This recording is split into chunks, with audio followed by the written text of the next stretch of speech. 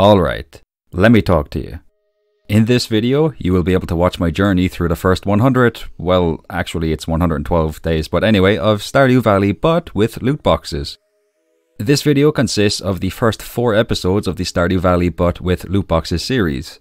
So if you've already seen those videos, you can feel free to give this video a miss. I want to go over 3 things before we get into the gameplay. Firstly, I am using a mod called Overworld Chests to add loot boxes to the game. What this mod does is it spawns random chests throughout the world of Stardew Valley. These chests, or loot boxes as I like to call them, contain cooked dishes, fish, seeds, basically any item you can get in the game. These loot boxes will spawn in on the first day, then 7 days later a new batch of loot boxes will spawn in. This whole process repeats over and over again. Secondly, just to keep things fresh, I am using 3 other mods. The first is the Mail Services mod. This mod allows us to send gifts to the villagers, send our tools to Clint to be upgraded, and send quest items to villagers using our mailbox. The second is the Part of the Community mod. Basically, this mod rewards us with bonus friendship points for doing certain things. This includes shipping a new item and talking to a villager in front of other villagers. Finally, we have the Automate mod. This mod makes it so if you place a chest beside a machine, it will take the relevant contents of the chest and place them inside the machine. So, for example, if we put a chest beside a furnace and put copper ore and coal into that chest, the ore and coal would automatically be placed into the furnace. The resulting copper bar will then automatically be placed into the chest. Finally, I think it goes without saying that these 4 mods will make the game easier, so I want some rather difficult goals for us during this first year. So, our goals will be: number 1, complete the museum collection, number 2, complete the shipping collection, number 3, complete the fishing collection, and number 4, achieve maximum friendship with every villager. This does not include Kent, as he only appears in year 2. This does, however, include Leo, which means we really need to get the community center finished and unlock Ginger Island as soon as we can. I think that about covers the important stuff, so without any further ado, let's get started with spring.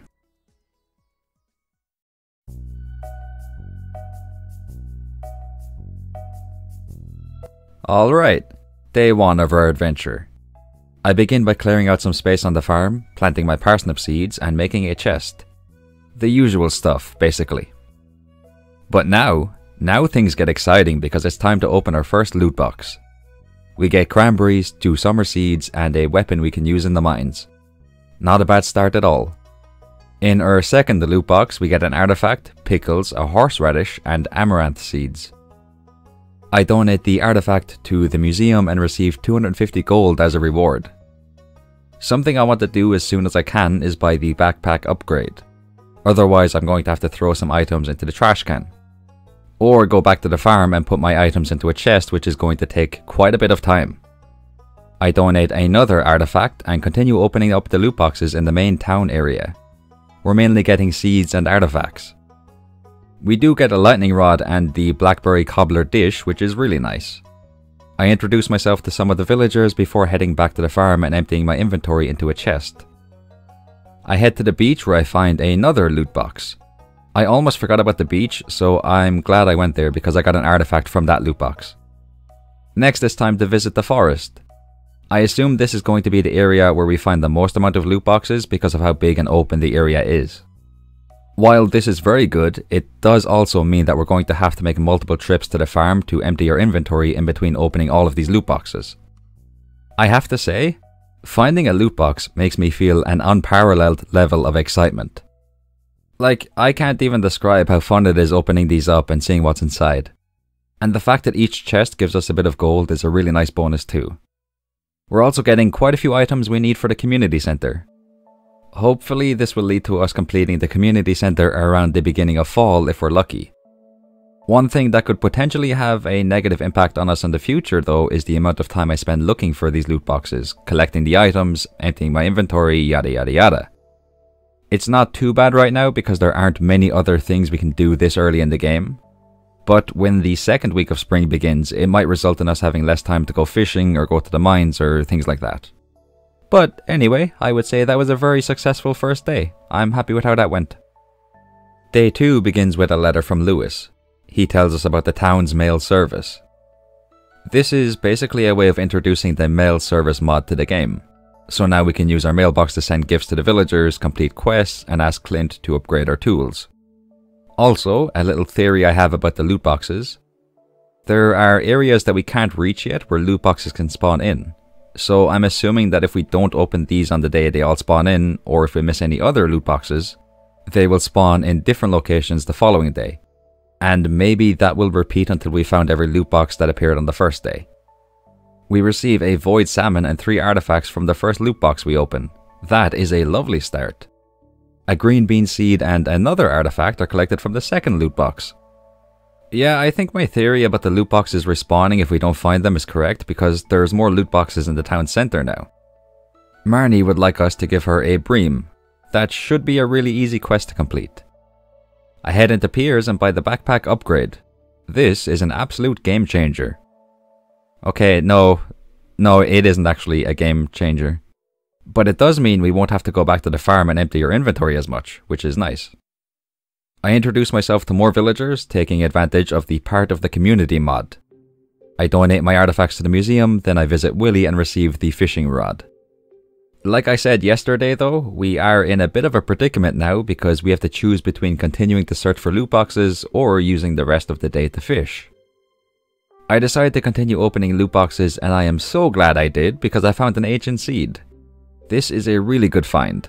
Once it grows, I'm going to get a seed maker and put it into it so we can get started on getting a ton of ancient seeds as soon as possible. I do a foraging run, then I open a loot box containing an artifact and a trout soup. Sweet. We also get a taro tuber, which you can ordinarily only get on Ginger Island. So that makes me wonder if we can get things like pineapples, bananas and mangoes too. Also, I have said loot box so many times already. I'm going to keep saying it for now, but if I feel like I'm saying it too much, then I'll use a different word or just not say anything. I don't know, I'll figure it out somehow, maybe. Back on the farm, I plant my green bean, cauliflower and potato seed. I'm not going to plant the ancient seed until I get a scarecrow though. I don't want to risk losing it. Finally, the rest of the day is spent fishing. I do want to catch the legend fish during spring, so fishing is going to be sort of a big part of spring. I begin day 3 by collecting some forage at the bus stop. 2 reasons for this. Number 1, they can be used as gifts for the villagers. And number 2, we need them for the community centre. I do another foraging run at the beach, then I find a sneaky little loot box that was hiding behind a tree. I receive cheese, which is good. That can be donated to the community centre. I wanted to go into Piers, but of course his shop is closed, because it is Wednesday. I really wish his shop was open on Wednesdays at the beginning of the game. It's actually heartbreaking not being able to go in there. I chop down some trees and use my mailbox to give Marnie the bream she requested. Once again, the rest of the day is spent fishing. Also, I'm going to hold off on selling any fish I catch for a while. We don't really need the money right now. And I would like to save quite a few fish until we reach level 5 in fishing. That way we earn 25% more gold on the sale of fish. On day 4, I already really want to get sprinklers. I have a love-hate relationship with watering crops. It can be relaxing and I do enjoy it sometimes, but then other times it's a bit of an inconvenience to be honest. Clint wants us to bring him 20 copper ore so he can inspect them. The mines open up tomorrow so we can get that done then. I donate several artifacts to the museum and I must say, so far my favourite part of the whole loot boxes aspect is finding artifacts. It's going to make completing the museum collection so much easier. Hopefully. I will be so upset if I just jinxed it and it ends up taking me ages to donate everything to the museum. Also, for the first time in quite a while, I am actually collecting the rewards from the museum as they pop up. I already picked up the cauliflower seeds and now it is time to collect our melon seeds. I sell these melon seeds and the blackberry cobbler dish to Pierre and purchase 54 potato seeds. It's back to the farm to plant all of these seeds, then as you may have guessed, the rest of the day is spent fishing. I'm really trying to power through those fishing levels as fast as I can. Marnie shows up on our farm on day 5 and gives us the option to adopt a dog. I of course accept this offer and call the dog Jaden. While our new dog makes himself at home, I harvest the parsnips that have grown. I watch the cutscene where Lewis shows us the community centre and take a look at the scroll inside the building which I cannot read yet. Then I head to the mines. I've got parsnips and chubs with me for energy, and I have that weapon we found on the first day. And I already purchased the backpack upgrade, so the first few floors were easy peasy lemon squeezy brochachos. I'm never saying brochacho again. Or maybe I will, I don't know at this point. Sometimes my own brain confuses me. Anyway, I continue breezing my way through the mines.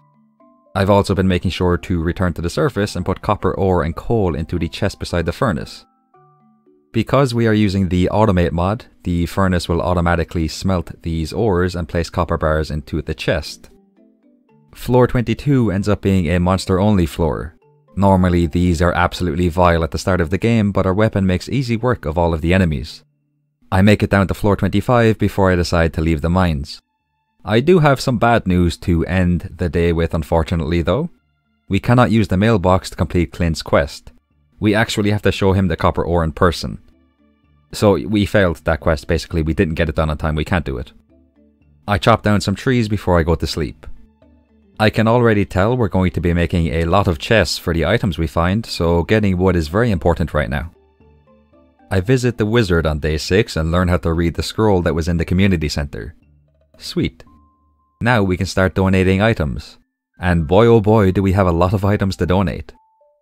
I donate some minerals to the museum, collect some items from a chest and head to the community center where I complete the spring foraging bundle.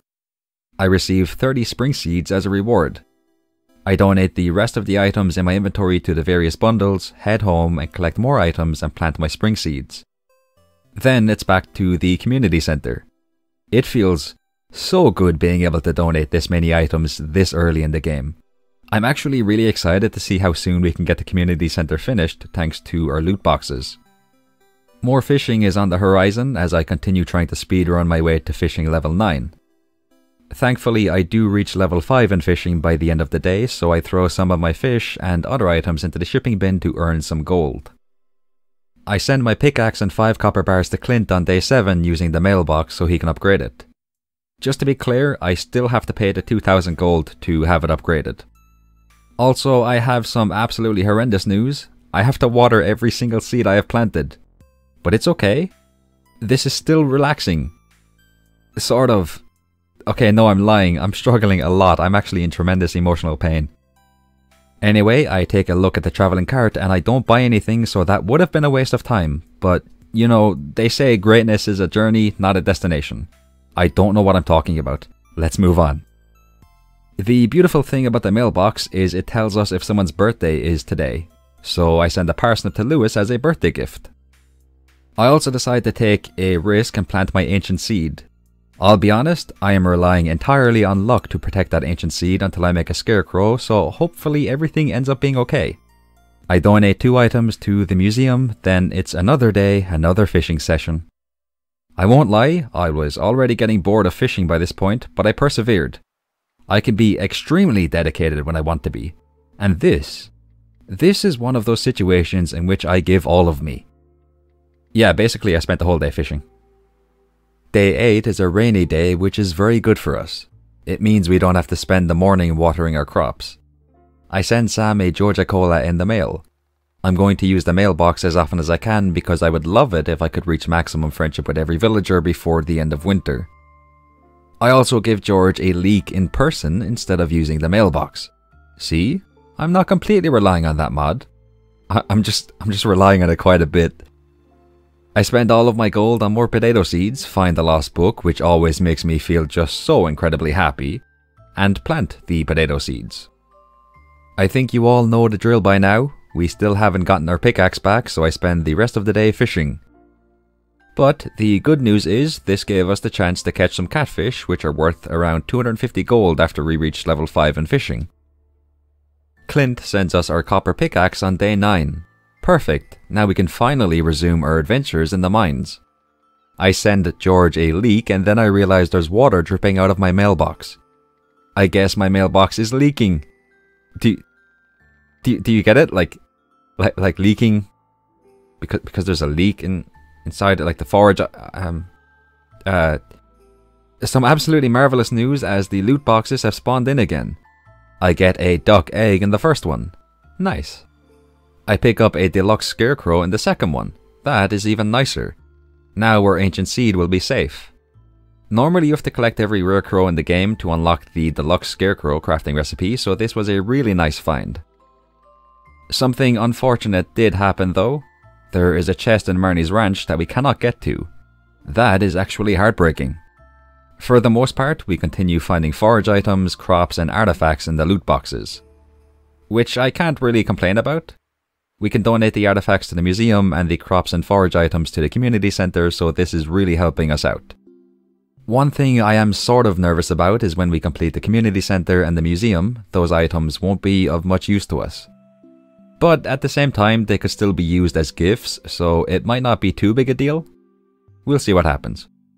I donate some items to the community center, purchase the spring seeds I haven't planted yet, and 75 parsnip seeds. We need 5 gold star parsnips for the community center, so I want to get those as soon as possible. I plant my seeds, then I go searching for more loot. I find garlic seeds, which is another good find. You can't purchase garlic seeds from Pierre during the first year, so we got lucky with this one. We find a large milk which can be donated to the community center, then I head to the saloon to use the part of the community mod to my advantage. I talk to all of the villagers in there, earning some tasty bonus friendship points. I head home and plant my ancient seed and garlic seed, then I complete the crab pot bundle in the community center, for which I receive 3 crab pots. Finally, we are in dire need of some gold, so I throw some items into the shipping bin. On day 10, I watch a rerun of the Queen of Sauce TV show and learn how to make stir fry. From now on, I'm going to make sure I watch the show every Sunday so I don't miss any cooking recipes. Our potatoes are ready for harvest, which is simply delightful. What is not simply delightful is that I have to water the rest of the crops. I head to Pierre's. Oop, no I don't, never mind, I goofed. I am a certified goofy goober. I place my 3 crab pots at the river and place a chest beside them. I put bait into those chests so the bait will automatically be placed into the crab pots. Then it is off to the mines. I find myself on the dark floors, which, as some of you may know from watching my previous videos, I absolutely despise these floors.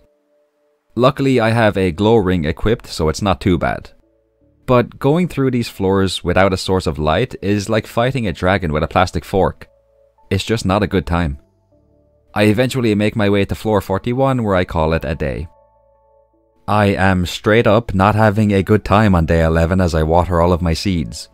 The relaxing aspect of this activity has gone out the window. Slowly but surely I am being defeated by a field of crops. It's off to the community center to donate some more items. Right now my main focus is completing the boiler room so we can unlock the minecart system. So it's off to the mines for the rest of the day. I make it down to floor 55 before I leave. I throw some items into the shipping bin, which earned us almost 4,000 gold. It's off to the travelling cart on day 12, where I purchase a large egg, a coconut, red cabbage seeds and an artichoke. I donate some items to the museum, then I make a heartbreaking discovery. The chest beside our crab pots at the river is gone. This hurts. This really hurts. I make a few donations to the community center, resulting in us being 1 item away from completing the boiler room. All I need to do now is donate a gold bar. I return to the travelling cart to purchase a cauliflower. Truth be told, I do not know why I did that. I purchased 5 salads in the saloon, and I also have an answer as to why I bought the cauliflower. I wanted to donate it to the community center and complete the spring crops bundle. I received 20 speed grow for this.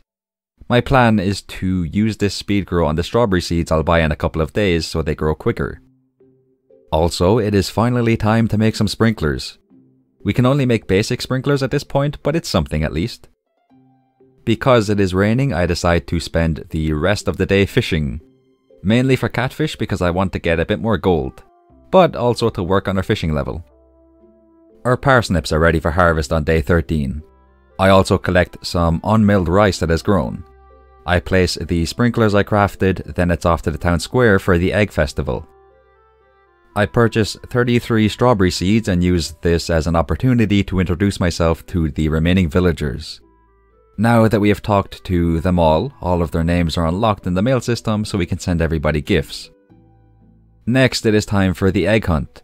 For this section, I would like to quote the man, the myth, the used car salesman, Paul Heyman. in order to describe exactly how I felt going into this competition. I have altered the quote slightly to make it more relevant to myself, but the point remains the same. I need to show up at the Egg Festival and be a Neon Aries like never before. The greatest performance in the history of Neon Aries' Stardew Valley career. The most determined, the most ruthless, the most focused, a beast slayer, a conqueror of conquerors, the goat of all goats, so that they say at the end of the egg hunt, ladies, gentlemen, and everybody in between, your winner, the ultimate scallywag, the #1 rapscallion, the reigning, defending, undisputed egg hunt champion, Neon Aries. This quote played on a loop in my mind during the egg hunt. And at the end of the egg hunt, I was indeed announced as the winner. I received my beloved straw hat as a reward for winning. I make some more sprinklers and plant my strawberry seeds with speed grow. I also plant some spring seeds I made before the day ends. Our potatoes are ready for harvest on day 14. Also, real quick, I made a goof. If I was a McDonald's item, I would be the McGoofer on this day. I did not notice that the recolor mod I was using stopped working, so for the next couple of days the graphics will look slightly different. I do eventually realize my mistake and get the recolor mod working again though. I sell the potatoes and some forage items to Pierre and purchase another 100 parsnips. There are two reasons for this. Number 1, I still need to reach level 6 in farming to unlock the quality sprinkler crafting recipe. Number 2, I need one more gold star parsnip for the community center. Demetrius pays a visit to the farm and sets up the fruit bat cave on her farm. I send a salad to Haley for her birthday, then I plant and water most of my parsnip seeds. I head to the travelling cart where I briefly consider buying a rare seed, but I decide to hold off on it. I'm sure we'll have plenty of opportunities to buy one in the future. I spend the rest of the day in the mines. I donate a ghost fish and a fiddlehead fern to the community center on day 15. Then, once again, I spend the day in the mines. I really wanted to get to floor 80 as soon as possible so I could get gold ore, make a gold bar, donate it to the community center, and unlock the minecart system. Day 16 is the beginning of something beautiful. I just noticed salmon berries are growing on bushes, so that's going to be a great source of energy for us for the remainder of spring. I head into town and open my first loot box. I get kale seeds and a mayonnaise machine. Our second loot box contains a seed, a cheese press, a sword, and boots. Also, I'm not entirely sure how to approach describing the loot boxes at this point.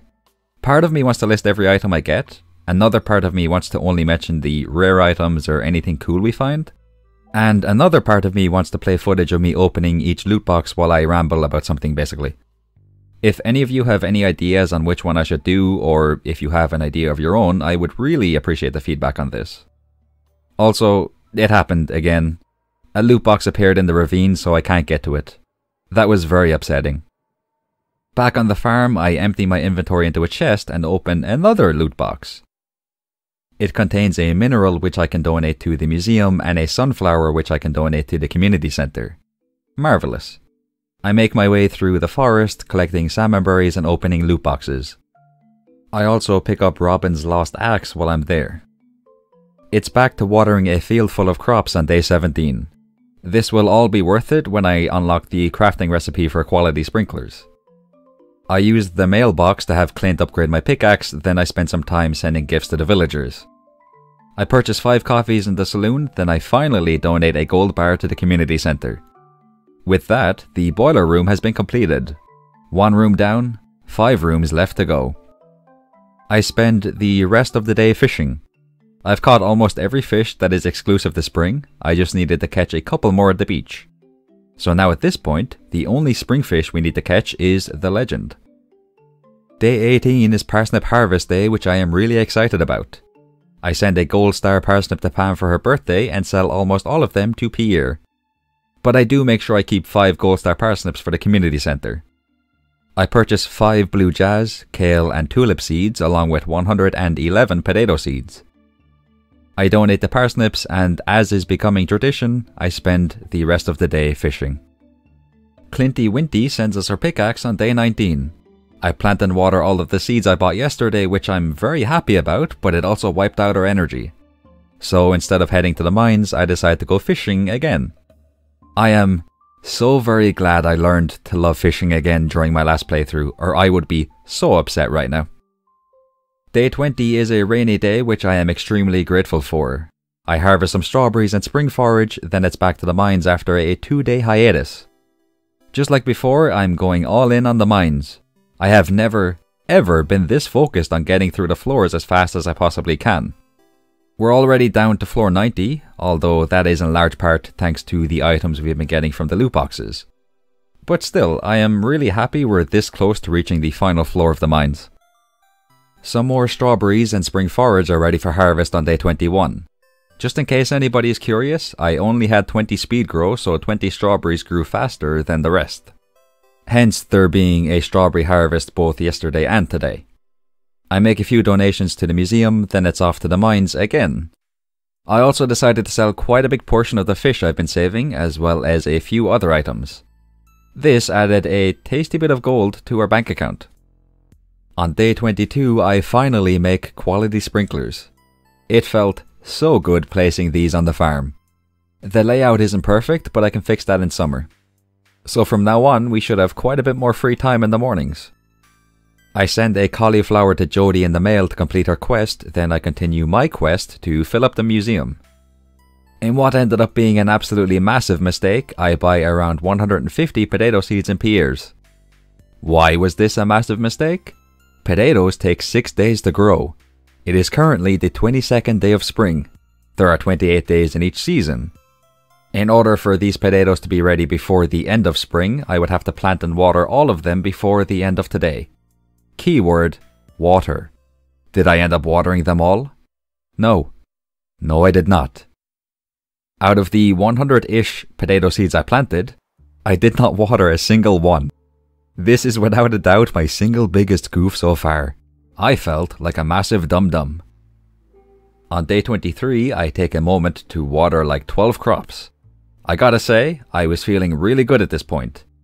Mainly because I hadn't realized I messed up with the potato seeds yet, but also because I didn't have to spend a couple minutes watering my seeds. I find a fossilized tail in a loot box. Nice. We'll need this when we get to Ginger Island, so we got really lucky here. I head to Willie's and finally purchase the fiberglass rod. I probably should have bought this sooner, but I've been chilling while fishing up to this point, so I didn't really see a reason to. And now it is time for some more loot boxes.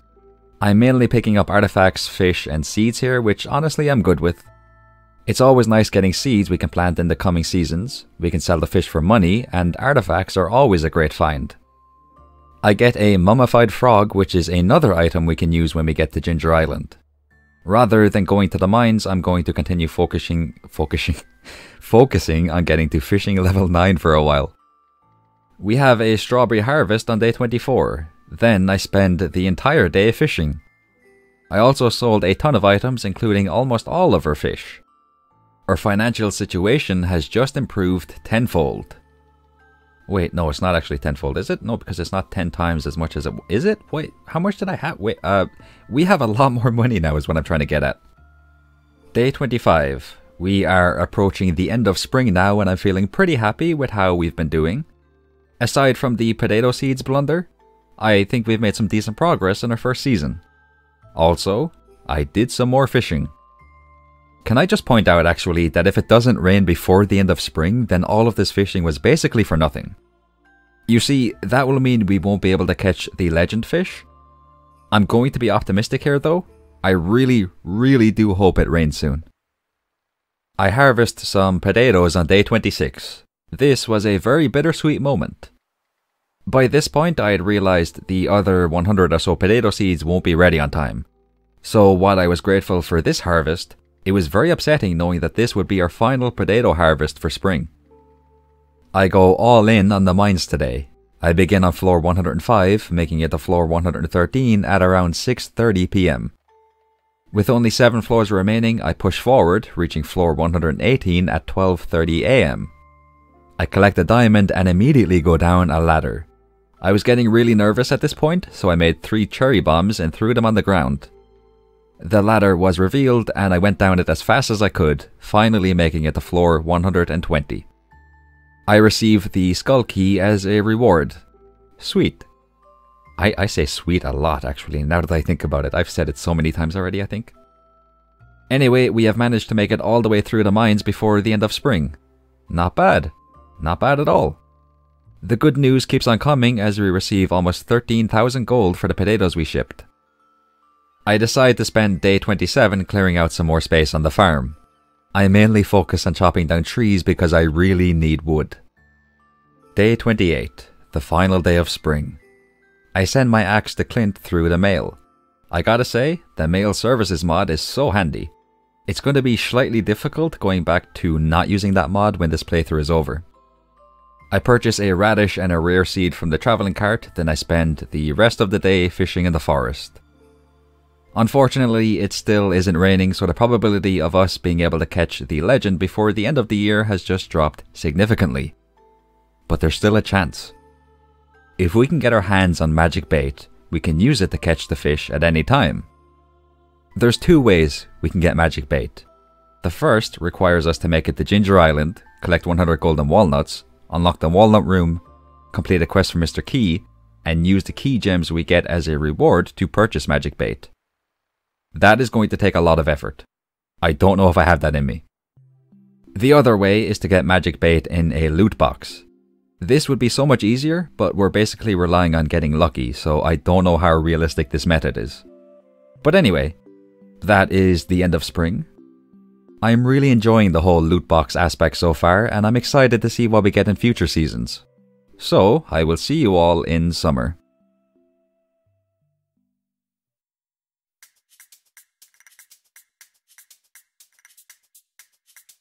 Alright, day 29, the first day of summer. A new season full of opportunity. Let's make the most of it. I begin by clearing out my field of old crops in preparation for the new seeds that will be planted later on. Speaking of which, it's off to Puri the Platypus to buy 5 of each summer seed, 10 wheat seeds, 50 corn seeds, and around 200 melon seeds. The melon seeds will be our money maker. We need 10 wheat for the community center, and we need 5 gold star melons and corn for the community center too. I return to the farm to plant all of my seeds. It takes quite a while, but I managed to get everything except the corn seeds planted and watered. I spend the rest of the day in the mines collecting iron ore so we can make more quality sprinklers. Clint sends us our copper axe on day 30. Also, the mail services mod is officially a banger of a mod. Like, I cannot emphasize this enough, this mod has made working on my friendships with the villagers so much easier. If the creator of this mod is watching this video, thank you. You have made my life so much better. Now it is time for a loot box opening. The first loot box contains an artifact and 16 pepper seeds. We're starting off well, that is delightful to see. Also, somebody has broken a loot box. If I catch the person that did this, I'm going to turn all of their socks inside out to slightly inconvenience them. I'm not playing around here. We are still able to pick up the items though, which I am very thankful for because one of those items is a Nautilus shell which we need for the community center. We get blueberry seeds and an artifact in the next loot box, which has become somewhat of a trend so far. I head to the beach where a cutscene with Alex plays. I tried to watch this cutscene, but I could not take my eyes off the loot box in the middle of the beach. So I ended up skipping the cutscene because I was way too excited. This one contained another ancient seed. I donate a mineral to the museum, then I receive Alex's bat. Ordinarily, this isn't obtainable, so it's pretty cool that the mod adds items like this to the loot boxes. Next, we receive a radioactive ore and another ancient seed. Again, this is a really good find. We need to ship a radioactive ore for the shipping collection, and ancient seeds are always welcome. Our good luck gets even better as we find a void egg. When I build a coop and upgrade it twice, I can put this egg into the incubator and a void chicken will hatch from it. I return to the farm to make yet another chest and empty my inventory. I also open a loot box on the farm which provides us with a bee house. We have been getting some really useful items today. I am over the moon with how this has gone. As always, we finish our loot box run with a trip around the forest. Again, we are getting really lucky here. I pick up a keg and red cabbage seeds almost immediately. I also get 2 wilted bouquets which I'm never going to use. In case anyone doesn't know, you can give the wilted bouquet to a villager in order to break up with them. That isn't something I'm ever going to do because I'm going to ask Krobus to be my roommate instead of romancing a villager. I am simply not interested in any of them. And Krobus is like really cool, so it's an easy choice to make, really. Back on the farm, I make quite a few more quality sprinklers and get to work on planting all of the seeds I can. This includes the 50 corn seeds I bought yesterday. I did not have time to water any of the new seeds, but that's not really a big deal. At the beginning of day 31, I clear a path to a loot box on the farm. I receive amaranth seeds and a gold I'm not even going to try to pronounce that word. It's a big light thingy. I don't know how. I can't say that word. Up at the train tracks, I receive some forage items and a pepper. Again, I don't really mind getting things like these. I can give them to the villagers or just sell them eventually. I don't know why, but I've kept like 95% of the items I've collected during this playthrough so far. I should probably sell them at some point. Anyway, I collect some fruit in the Bat Cave, then it's off to the community center to donate a bunch of items. I cannot describe how good it feels being able to donate all of these items this early. I head back to the farm to throw some new items into the shipping bin, then it's off to the beach where I spend the rest of the day fishing. On day 32, I continue the fishing expedition. I begin in the forest, then I move up to the mountain lake. I've already missed the legend fish, so I really don't want to miss any other fish. I head to floor 20 of the mines where I catch a ghost fish and a stonefish, then I move down to floor 60 and catch the ice pip. Finally, it's off to floor 100 where I capture the lava eel. I'm gonna be honest, I did not think that would go as well as it did. We caught all of the fish you can catch in the mines without any hassle at all, really. I am feeling absolutely sterling right now. I set up my crab pots at the town river again, hopefully nobody destroys the chest this time. Then I head to the saloon. Emily asks me if I believe in fate. Honestly, the answers you can give here are very extreme. I'm sort of in between the first two answers, really. I think for the most part we definitely do have full control over our lives, but I also think that fate is a real thing. Like a beautiful thing too, because the way I view fate is like an entirely positive thing. Like, have you ever had a moment where you thought to yourself, I have no idea how I got so lucky and ended up in this position? Like, for all intents and purposes, I should not be in this position right now, where I've got this good thing or this amazing person in my life. Yeah, it's moments like that that make me believe that fate is real. Moments where something that you never could have imagined happening has happened. Like, against all odds, it has happened. It is real and it makes you the happiest you've ever been. Anyway, I'm gonna stop rambling. I got a bit carried away there. My apologies. Let's move on. Day 33 is a day filled with monkey shines.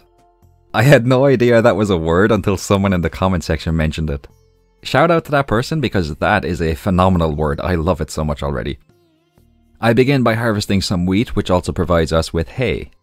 I head to the travelling cart where things we need for the shipping collection are being sold, but I'm not in a rush to get them, so I'll just save my money for now. I do purchase a common mushroom for the community centre though. I chop down some trees, then I grab the chair from my house. I return to the forest and use this chair to get into the secret woods without breaking the log in front of the entrance. I did this to see if loot boxes can spawn in the secret woods, and it turns out they can. I did it for the sake of science, basically. That's my excuse. I also used this as an opportunity to get some hardwood and catch the wood skip. I head to the beach and repair the broken bridge using 300 pieces of wood. This unlocks the tide pool area. There are 3 benefits associated with this. Number 1, we can collect forage items here. Number 2, the crimson fish can only be caught in this area. And number 3, I assume loot boxes can spawn here, so now we can actually get to those in the future. I head to the saloon and talk to all of the villagers there, then I donate the wood skip to the community centre. Our hot peppers are ready for harvest on day 34. I donate some artifacts to the museum, check on my crab pots, and ask Clint to crack open some geodes.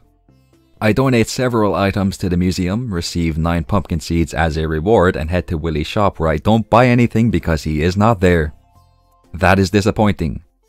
I wanted to buy the lead bobber before I tried to catch the crimson fish. Regardless, I make my way over to the area the crimson fish spawns in and completely and utterly fail to catch it. I'm not going to sugarcoat it. That was one of the worst attempts I've ever made at catching a fish. I bump into William as I leave the beach and I can't stay mad at him. This is the first time he has ever let me down, so we're good. No hard feelings. It is what it is. I do a bit of fishing to catch a dorado. I'm very happy about that. Very happy indeed. On day 35, you will notice that my bank account is looking nice and juicy. That is because I finally convinced myself to sell some of the items I've been keeping. Not a lot though. I'm still working on fixing my habit of keeping literally everything I find, just in case I need it in the future. I head to Robin's and ask her to build a coop for us. After leaving Robin's, I turn around and go back into her shop, purchase 50 wood and use it to make a chest. I buy some bait and 2 crab pots from Willy and set them up at the beach. And that's all I did today. For some reason, I must have been feeling incredibly lazy. I harvest an ancient fruit and some poppies on day 36. I believe that is the first ancient fruit we have harvested, which is always a big moment for me in every playthrough. I send a diamond to Gus for his birthday because, well, it's Gus. Like, he's just a really good person and deserves a nice birthday present. There's no other reason. I donate a chicken statue to the museum, then I spend the rest of the day in the mines collecting iron and gold ore. Gustavo visits us on day 37 and gives us the mini jukebox. I am absolutely elated right now. I love the mini jukebox so much. Our red cabbage is ready for harvest, which makes me even happier. Normally I end up getting red cabbage seeds from the traveling cart around the end of fall and donate the red cabbage to the community center during winter, so this is a very nice change. I receive some lovely items from the loot boxes in the town center. Ginger, a seed maker, an oil maker, starfruit seeds, an artifact. And those 4 loot boxes were really close to each other too. I had a feeling summer was going to be a good season for us, but it has completely surpassed any and all expectations I had. And it's only the 9th day of summer too. There's still plenty of time left. I put an ancient fruit into a seed maker and continue opening loot boxes. I'm actually going to drive myself crazy with how often I say the word loot box, but I have to keep saying it. I have to commit to the bit. If I stop saying loot box, then I might as well end the playthrough right now because of how disappointed I will be in myself for not having the strength to keep saying it. I make a few donations to the community center, then I continue opening loot boxes. Okay, at this point I would like to apologise if anyone is getting annoyed with me saying loot box over and over again, but I can't stop now. I get a radioactive stone in a loot box. I don't know what to do with this. I was hoping I would be able to place it on the ground and break it to get some radioactive ore, but nope. I just have a big lump of radioactive stone. I collect some roe, which is good. I need to ship that. Our final loot box of the day contains the fossilized leg, which will come in handy on Ginger Island. Day 38. I donate a bottle of wine to the community center and a dwarf scroll to the museum. That is 3 of the 4 scrolls donated. 1 more and we will be able to talk to the dwarf and become their friend. I ask Clint to crack open some geodes, make some more donations to the museum, and spend the rest of the day in the mines. As you may have guessed, I collected iron and gold ore. Our summer spangles are ready for harvest on day 39. I love these flowers, they're very pretty. Also, today is when the luau takes place. I add a gold star ice pip to the soup and spend some time interacting with the villagers. You know, because I care about them all just so much. It's totally not because I'm just trying to get maximum hearts with everyone as soon as I can. Okay, no, yeah, it is. That's what I'm trying to do. Anyway, not important. The ice pip gets us the best reaction from the governor, which means we get even more friendship points with the villagers. Day 40 is hops, tomatoes and peppers collection day. It looks like our melons will be ready tomorrow too, so things are going pretty nicely for us, which is, you know, nice. I visit the traveling cart, purchase absolutely nothing, then go to bed so I can go to... That's not even funny. Then I go to bed so I can skip to tomorrow and harvest my melons. Speaking of, on day 41 I harvest my melons. It felt so good harvesting all of them. I need to buy more, like 500 more, at least. I donate a melon and 5 gold star melons to the community center, then I sell the rest to Pierre. I use our newfound fortune to purchase an apple tree sapling and 500 melon seeds. I love this game so much. When things go well, it's like having a constant stream of happiness flowing through my body. I asked Robin to upgrade the coop, donate a couple of items to the community centre, plant my apple tree sapling and make quality sprinklers. I spend the rest of the day planting my melon seeds. Thankfully I managed to get all of them planted before the day ends. And because it's raining, I didn't even have to water them. I am having too much good luck right now. I'm suspicious. Normally that means bad things are about to happen, but you know what, I'm a different person now. I'm going to embrace this good luck and hope it continues. In fact, no. I'm not going to hope it continues. I know it's going to continue. I am manifesting it. I donate a blueberry to the community centre on day 42. I purchased the iridium rod from Willy so I can attach the lead bobber to it. And now, it is vengeance time. The crimson fish embarrassed me the last time I tried to catch it, but this time the exact same thing happened. Also, my first lead bobber was entirely used up, so I went to attach the second one to my fishing rod and it wasn't in my inventory. This was quite the kerfuffle. No need to panic though, because it turns out I put it into the chest beside my crab pots by mistake. What can I say? Once a scallywag, always a scallywag.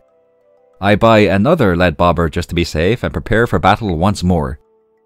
To the surprise of absolutely everybody, including myself, I actually caught the crimson fish. If there was an award for the best Stardew Valley player of all time, I would not win it. But I feel like I would be one of the nominees. Actually, no I wouldn't. It took me like 4 in-game years to achieve perfection without mods. I don't know where I'm going with this. If I'm being completely honest, I've actually just hurt my own feelings. I feel pretty sad right now. I throw a green bean and a blackberry into kegs before I go to bed. Day 43 is spent clearing space on the farm. I can already tell I'm gonna end up using the few bombs I have to take down some trees at some point because I'm too lazy to chop them all down myself. Day 44 is loot box day. We get tea leaves in the first one. At the risk of sounding like a broken record, nice. We need that for the shipping collection. Also, I find pineapple seeds in another loot box. This takes some of the pressure off us because now we don't have to rely on finding them on Ginger Island in order to complete the shipping collection. Also, I've been thinking about how the items in the loot boxes might not be useful after we complete the community centre and the museum. I believe what I'm going to do is, when I complete 2 of my goals, I will change the settings of the loot boxes. I will increase the maximum amount. Oh, I don't know if I can say those 2 words together. It might be physically impossible for me to do it. I'm going to take it really slow, and we're going to see what happens. I will increase the maximum amount of items. Oh, I did it! In a loot box by 1, increase the amount of gold we get from each loot box, and increase the probability of getting a rare item just a little bit. This way, the loot boxes won't become useless, basically. With that being said, if I feel like we're getting too many good items or too much gold from loot boxes, then I'll tone it down. Basically, I'll try to keep it balanced throughout the entire playthrough. And I will do this every time we complete 2 goals. It's also extra incentive for us to complete our goals too, so I think it's a good idea all round. Our corn is ready for harvest on day 45. I also collect a star fruit and some blueberries. It's also at this point that I decide to stop keeping everything I've gathered so far. My mentality was I wanted to keep all of the items just in case I need them for crafting and cooking recipes next year. But there's really no need for me to worry about any of that right now. And we're missing out on a ton of gold by keeping these items, so I throw quite a few things into my shipping bin. I get a couple of slimejack fish and a deluxe scarecrow from a loot box, which I'm happy about. I need to find another way of saying something made me happy. This playthrough is really testing my vocabulary, I won't lie. I donate a corn, a pepper and 5 gold star corn to the community centre. The rest of the day, as well as days 46 through 50, are spent in the mines collecting iron and gold ore, and clearing out space on the farm. A few notable things did happen during that period of time. I used the gold I got from selling a bunch of items to purchase all of the bundles in the vault room. This means the desert is unlocked. That is exquisite news. Gunther pays a visit to the farm and gives us the key to the sewers as a reward for donating 60 items to the museum. Now we can meet Krobus and start increasing our friendship with him. Also, I finally interact with the dwarf for the first time. I purchased 2 crocuses from the travelling cart, 1 for the shipping bin and 1 for the community centre.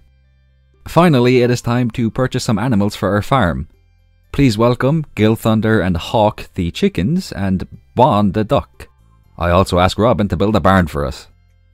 Alright, we are back to normal on day 51.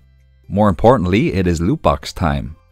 I'm gonna be honest, I have nothing left to ramble about while I open these loot boxes. I'm sure I'll have new topics to talk about during fall, but for now my head is empty and my brain cells have gone on vacation. The trend of receiving artifacts, fish and seeds continues with the odd piece of furniture thrown in every once in a while. I do get another tea leaf which I can throw into a keg to make green tea, so this was a successful run. I also get some ginger, which is another good pickup. I finally watch Caroline's 2 Heart cutscene, which means she will send us the crafting recipe for tea saplings tomorrow morning. I get an orange in a loot box. I don't know why, but I found that funny when it happened. This was a really interesting one though. I got a spookfish, a snake skull which will be useful on Ginger Island, and a slime ball. I can't do anything with the slime ball as far as I know, but it's still a cool find. Our final loot box of summer gives us a grape starter, a hot pepper, and 2 anchovies. Anchovies? I don't know how to pronounce that. Anywhomst, we get our first eggs on day 52. I did not mean to make that sound. Yeah, we get our first eggs on day 52, so this is my favourite day so far because of that. I donate several items to the museum, ask Clint to crack open some geodes, donate more items to the museum, ask Clint to crack open more geodes, donate more items, ask Clint to open more geodes and donate 1 more item to the museum. I am so glad I said all of that without messing up. I did not want to have to record me saying that again. Pierre's shop is still closed on Wednesdays. Just a quick update for you all in case anyone has forgotten. I know I certainly did. I donate a poppy, a maple syrup and a pomegranate to the community centre, then I plant my ancient seeds. I head into the forest and put wooden paths to connect some trees to a chest after placing tappers on the trees. Now the oak resin that is produced by these trees will automatically go into the chest. Just in case anybody wants to do this, you need to have the generic mod config menu mod installed. Say that 3 times fast. I'll have a link to this mod in the description. Scroll to the bottom of the settings menu and you will see an option called Mod Options. Click on this option, then click on Automate at the top of the list. Under the Enabled Connectors heading, you can select what flooring or paths can be used to connect things to a chest. I really hope that made sense. Also, I realized that the trees in the forest are pine trees, so I moved the tappers and chest to the bus stop so I can get oak resin from the 2 oak trees here. All of our melons are ready for harvest on day 53. Collecting all of them took a bit of time, but it was so incredibly satisfying. I sell every crop in my inventory to Pierre and purchase 25 wheat seeds. I need more wheat for the community centre. I buy the final backpack upgrade and ask Robin to upgrade our coop for the final time. I plant the wheat seeds, visit Sandy in the desert, purchase 5 beet and rhubarb seeds and enter the Skull Caverns. I used to be terrible at going through this place, but I've done it so many times in the last few playthroughs that I am officially at the point where I am not terrible at it. With enough practice, I believe I can eventually become alright at going through the Skull Cavern. A void chicken has appeared in our coop on day 54. I call it Jeff. In a perfect world, that is the name I would give to my pet giraffe in Stardew Valley, but alas, there are no giraffes in Stardew Valley. That is deeply upsetting. I decide to connect the maple tree at the bus stop to the chest so I can get maple syrup as well as the 2 oak resin. I watch a cutscene that shows a bunch of crabs in Willie's shop. Gus shows up and says he'll take care of the crabs. Gus then tells us that he'll be having a special offer on crab cakes for the next few days. I do a bit of fishing and catch the red snapper. Then I purchase 2 lead bobbers and run to the saloon where I buy 50 crab cakes. Eating one of these gives you a +1 speed boost for basically the entire day, so it's worth buying a good few of them when they're on sale. I head to the sewers because I want to catch our second legendary fish, the mutant carp. It took so long for this fish to show up, like a really long time. But thankfully, it eventually did. I rendezvous with my friends in the saloon at the end of the night. I ask Robin to upgrade our barn on day 55. Then I spend 10,000 gold on grass starter. I did not realize it would cost that much. I regret that purchase. Francis the rabbit has joined our family. Let's all give him a warm welcome. And of course we can't forget about Lovejoy the cow either. To end the day I head to the desert where I catch a sandfish and the scorpion carp. Day 56. The final day of summer. The first thing I do is harvest the wheat that has grown. I also harvest a pineapple. Today is already a sensational day just because of that. I donate 10 wheat to the community centre and purchase a battery pack and red cabbage seeds from the travelling cart. Before summer ends, I want to give you all an update on the progress we have made in certain areas. First, we have the shipping collection. The loot boxes have really helped with this. There are quite a few items here that we wouldn't have gotten and been able to ship if we hadn't found them in loot boxes. A lot of the things we still have to ship are forage items, crops, and animal products. I am a bit worried about the radioactive bar and the banana. For the radioactive bar, I need to unlock Mr. Key's walnut room and hope we get the quest that changes the mines or the skull caverns so we can get access to radioactive ore in either of those two locations. For the banana, I need to unlock the island trader, collect 5 dragon teeth in the volcano dungeon, swap the dragon teeth for a banana tree sapling and plant the sapling. Banana trees take 28 days to grow, so we need to get to Ginger Island by the middle of fall at the latest if we want to make sure we get a banana before the end of the year. Next we have the fishing collection. There's not much to say about this one. It isn't really affected by the loot boxes because finding a fish in a loot box does not add it to the collection. We still need to physically catch every fish. But we are doing pretty well. Like I said at the end of spring though, we do need to catch the legend fish after we missed it during spring, but we are good for everything else. In terms of the museum collection, this is the area that was affected by the loot boxes the most in my opinion. We're already pretty close to completing this collection thanks to all of the minerals and artifacts we found in loot boxes. I'm gonna go on record and say that we are 100% going to complete this collection before the end of winter, maybe even before the end of fall, we'll see. In terms of the community centre, we need a large goat milk or a piece of wool. Either one will do here because we only have to donate one more item to complete this bundle. Once our barn has been upgraded, I will buy a goat and that will take care of this one. We need a pumpkin and an eggplant which we can easily get in fall. That also applies to the hazelnut. We need one more fish, the tiger trout. Again, this is something we can get in fall. For the truffle, all I have to do is upgrade my barn one more time and purchase a pig, so that's really handy. If I upgrade my house, I'll have access to the kitchen and I will be able to make a fried egg and a mackie roll. I planted an apple tree sapling during summer, so we'll get the 3 apples we need during fall. The tappers I set up will give me an oak resin in a few days, and I've got a rabbit, so that covers the rabbit's foot. Finally, I also have a duck, so that's the duck feather sorted. So I would say things are looking really good for us right now. I know we've only just finished summer, but I'm gonna go ahead and say that the loot boxes do have quite a big effect on a playthrough. I kinda saw that coming, but I didn't think it would be this good. Anyway, summer was a fantastic season for us. I'm looking forward to seeing what happens during fall.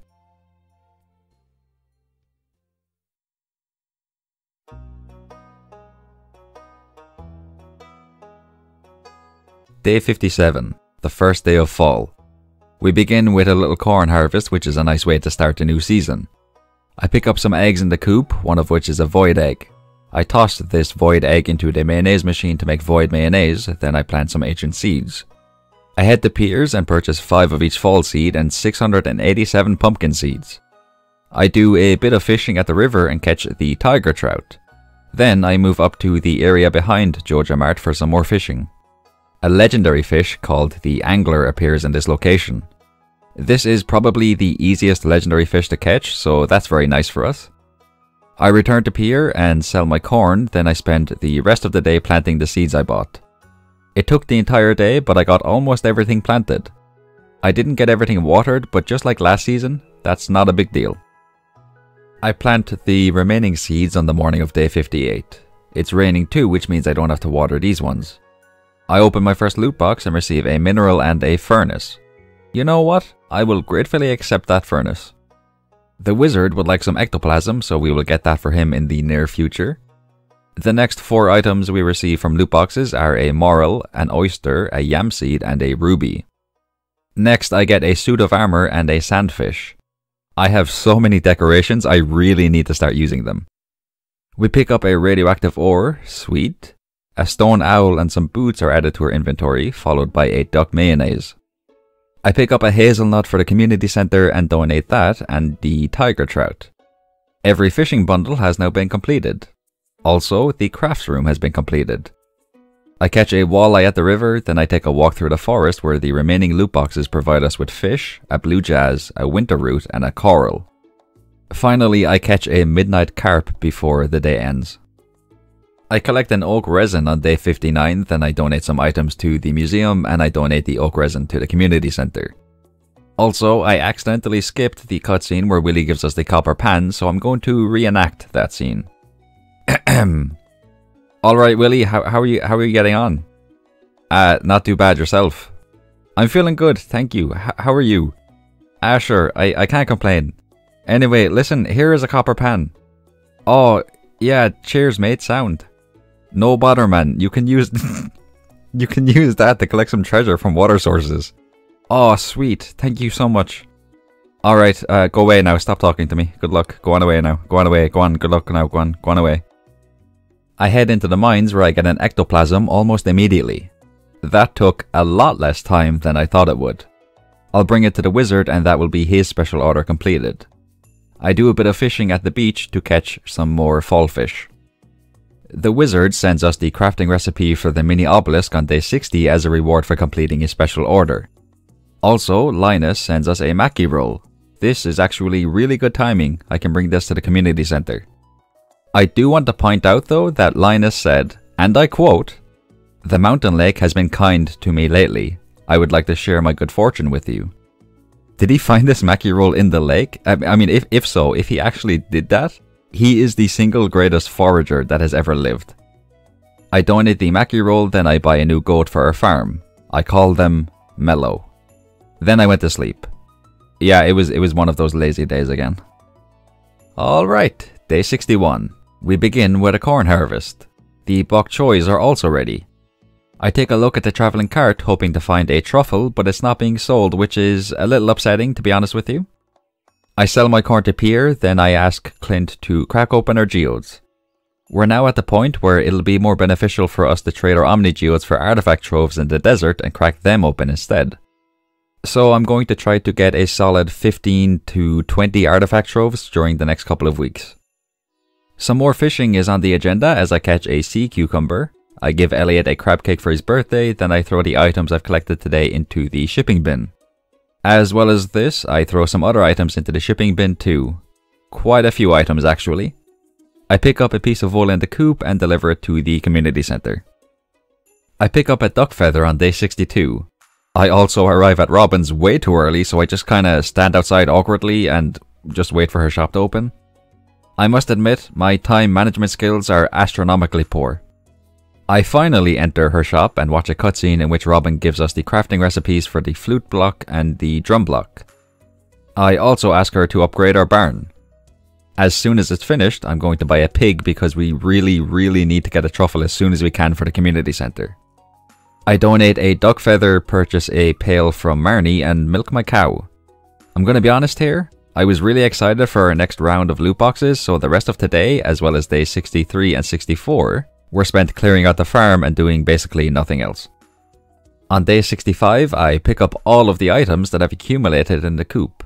I need quite a few of these for the shipping collection, so that was a lovely start to the day. Our cranberries, amaranth and eggplants have grown, so I harvest those, then I open the first loot box. We get kale, an egg and a bean starter. I also found a loot box that was hiding behind the barn. If there's one thing that I've learned from this playthrough so far, it's that I really need to pay close attention to my surroundings or I'm guaranteed to miss a few loot boxes. Also, I think the game has got onto the fact that I love using lead bobbers while I'm fishing because I got one in a loot box. Coral, garlic and an egg are found in the next loot box, followed by another egg, a mineral, yam seeds, spring seeds, a plum and a common mushroom. I take a quick break from loot box hunting to accept a quest from Demetrius. He wants us to catch 10 tiger trout. That's actually a nice and easy quest. Back to loot boxes now, and we pick up another furnace in this one. Also, I feel really happy when I find more than one of a crop or a flower in a loot box. It's such a beautiful sight every time.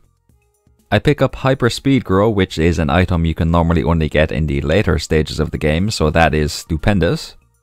It's off to the beach now, where we find one loot box in the main area, but there isn't one in the tide pool area unfortunately. Some more oak resin is ready, so I collect that, then I sprinkle the hyper speed grow on the rare seed I planted. We get a slime ball in the first loot box we open in the forest, followed by a spookfish in the next loot box. I like the design of that fish, so I'm always happy when I see it. Sam's old guitar makes an appearance for the second time, I believe. Yeah, we got this in a loot box in summer too. I should clarify, it's a weapon. Unfortunately, it isn't of much use to us at this point though.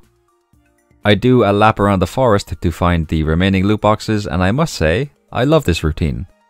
I always feel so relaxed walking around this forest, you know, my soul feels at peace. So the fact that I can open loot boxes while I'm doing it just makes it even better. To finish off the day, I donate a rabbit's foot to the community center along with an eggplant. Day 66. I visit Robin's first thing in the morning and ask her to upgrade our house so I can make a fried egg. Now I have some absolutely heartbreaking news for you all. Somebody has destroyed our chest at the bus stop. At this point, I'm starting to wonder if some of these villagers simply do not like me. But that doesn't make too much sense because I've been giving everyone gifts every week and birthday presents and doing quests for them and talking to them. I've basically been doing everything I can for them. They're being a bit ungrateful, in my opinion. Anyway, with our barn upgraded, I head to Marnie's and ask her to add a pig to our farm. I call this pig Bigby. I decide to spend the rest of the day fishing. I want to catch tiger trout for Demetrius's quest. I did the same thing on day 67. I also went around talking to the villagers. Not to increase my friendship with them though, no, not at all. You see, I was investigating the case of our destroyed chest. I wanted to get to the bottom of things and find out who was doing it. I came to the conclusion that literally nobody in this town can be trusted except for Gus, Willie, Marnie, Krobus and the dwarf. Everybody else has been added to my list of enemies. Some pumpkins are ready for harvest on day 68 along with our fairy roses and yams.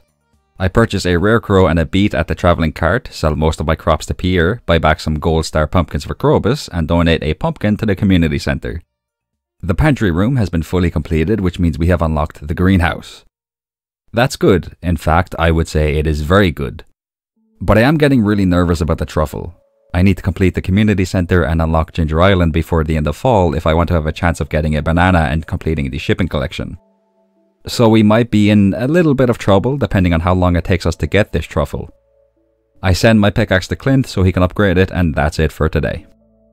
Day 69 is a beautiful day. I collect a piece of wool which I need for the shipping collection, and I plant red cabbage, rhubarb and beet seeds in the greenhouse, also for shipping purposes. With our house upgraded, I cook a fried egg, then I get to work on harvesting all of the pumpkins that have grown. Also, our apple tree has produced its first apple. Beautiful stuff. That means we'll have the 3 apples we need on day 71. I sell my crops to Pierre, which bumps us up to almost 300,000 gold.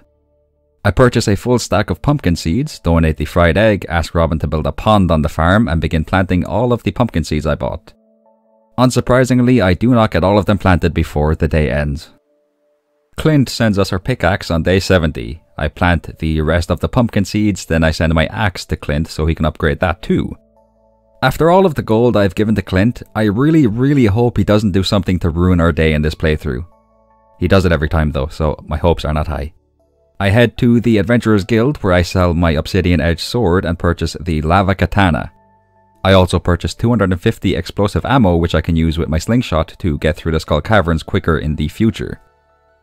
On day 71, I collect the 2 apples I need from our tree. I give the dwarf a present and purchase 50 mega bombs from him.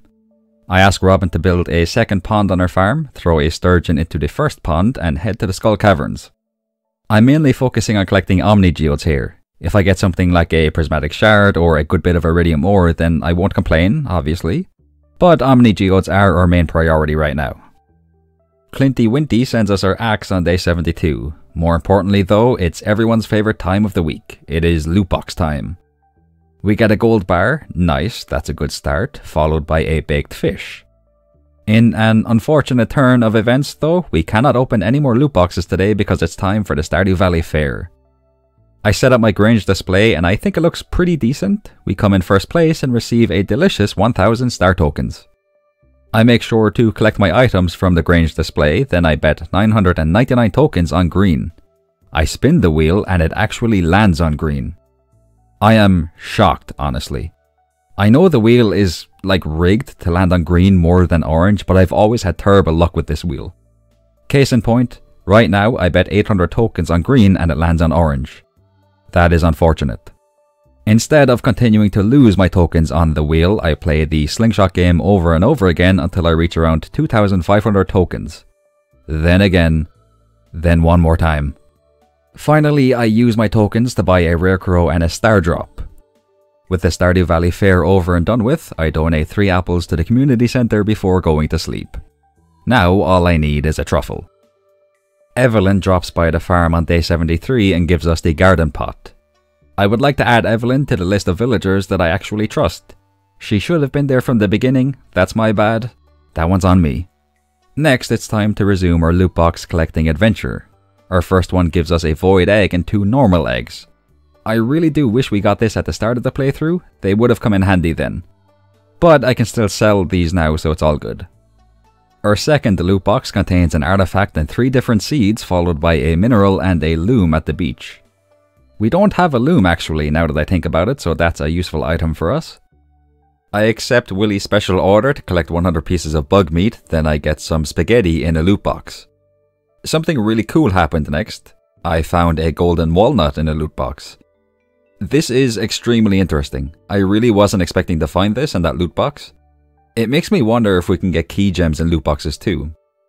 I assume we can, so hopefully we get some soon and maybe we'll get some more walnuts too, maybe? Hopefully, please? I really would like that. I head to the mines where I spend the rest of the day collecting bug meat for Willie's special order. I ask Clint to upgrade my axe on day 74, then I do a quick lap around the forest to see if any more loot boxes have appeared. I did not find any. Oh well. It's back to the mines to continue working on Willie's special order. On day 75, our pig still has not found a truffle. Look, I really don't mean to sound impatient here, but I really need that truffle. So give me one soon, please, like really soon, like tomorrow soon. I throw a slimejack fish into the second pond and collect some milk from our cow and goat before clearing out the coop. I really need to pick up an item called the auto grabber. It'll collect everything for us so we won't have to milk our animals and clean up the coop. I head to Robin's and ask her to build a shed. I'll put all of the chests on the farm into this at some point, probably during winter though, because there's quite a few things I still have to do before the end of this season. Once again, it is off to the mines to finish collecting bug meat. Clint returns our axe to us on day 76, so I sent him my hoe so he can upgrade that too. A sweet gem berry is ready for harvest. Normally I would bring the first sweet gem berry I get to the old Master Cannoli statue in the secret woods. You can get a star drop by doing this. But because one of our goals for the first year is to complete the shipping collection, it's going to go into the shipping bin instead. I chop down the big log in front of the entrance to the secret woods, then I pick up a chanterelle. I'm glad I finally did this because now I can stop using my chair to get into the secret woods every time I go to collect hardwood. I purchase 50 salads in the saloon, then it's time for an adventure through the Skull Caverns. Again, our main goal here is to collect omnigeodes and to hopefully get a dinosaur egg from a Pepper Rex. I collect some slimejack roe from a pond on day 77. I also still have not gotten that truffle. This is concerning at this point.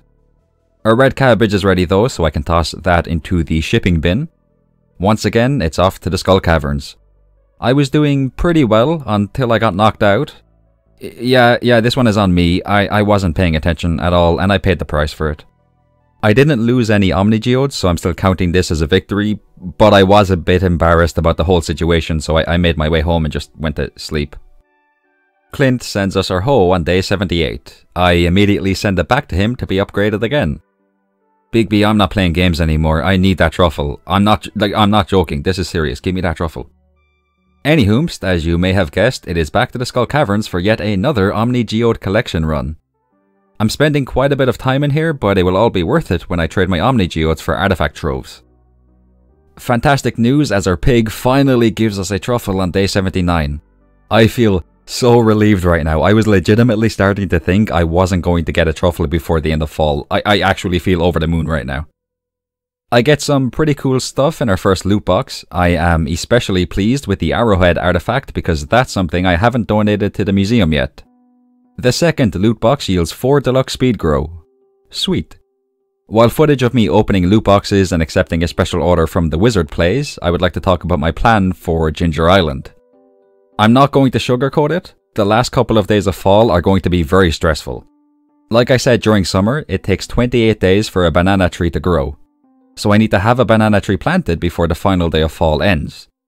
My plan is simple, but there is very little room for error with this one. We cannot afford to make any mistakes.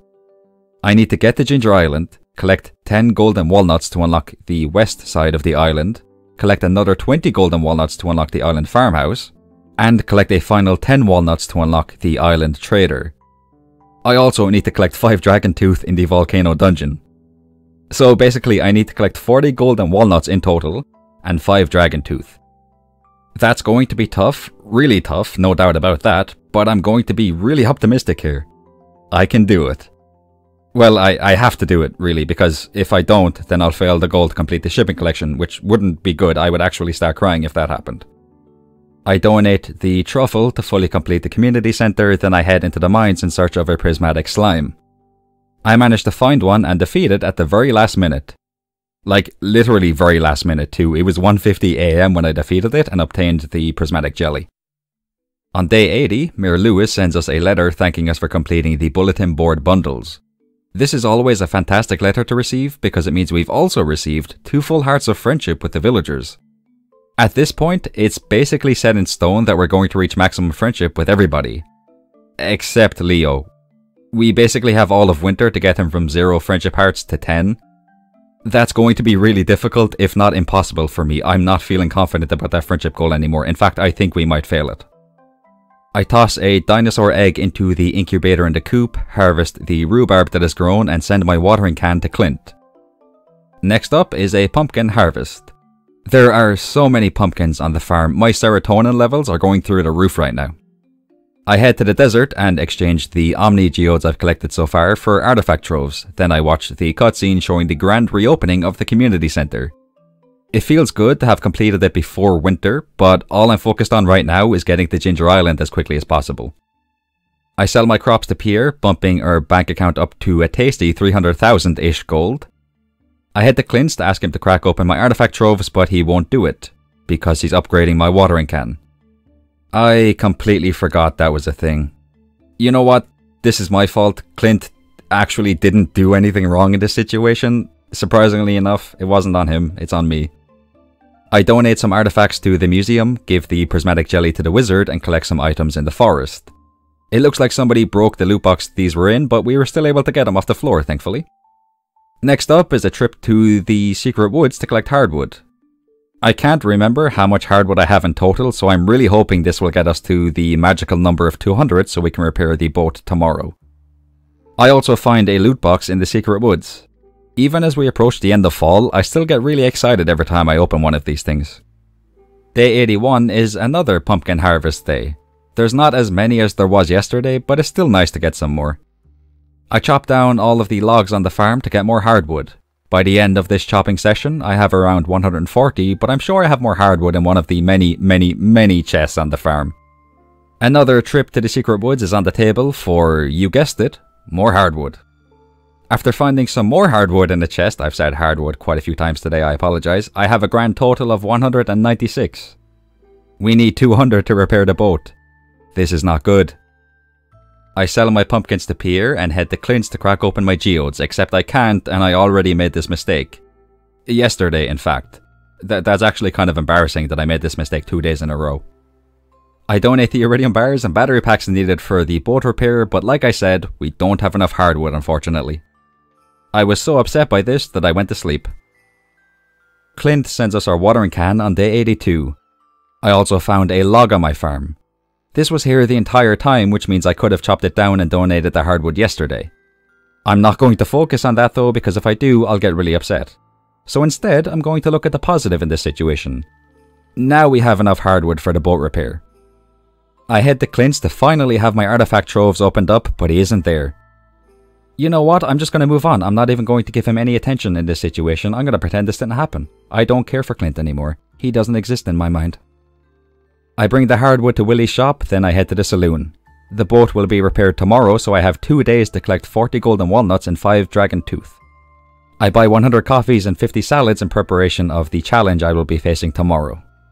I toss a wheat, a melon and a garlic into seed makers to get their respective seeds. These will be used on Ginger Island. I also make 5 flute blocks which will also be used on Ginger Island. The final item on the agenda for today is purchasing 150 mega bombs from the dwarf. Day 83. The boat has been repaired so we can finally get to Ginger Island. Except we can't go into town because the Spirits Eve festival is being set up. But it's okay. You see, going through town to get to Willy's shop was plan A. Now, it's time for plan B.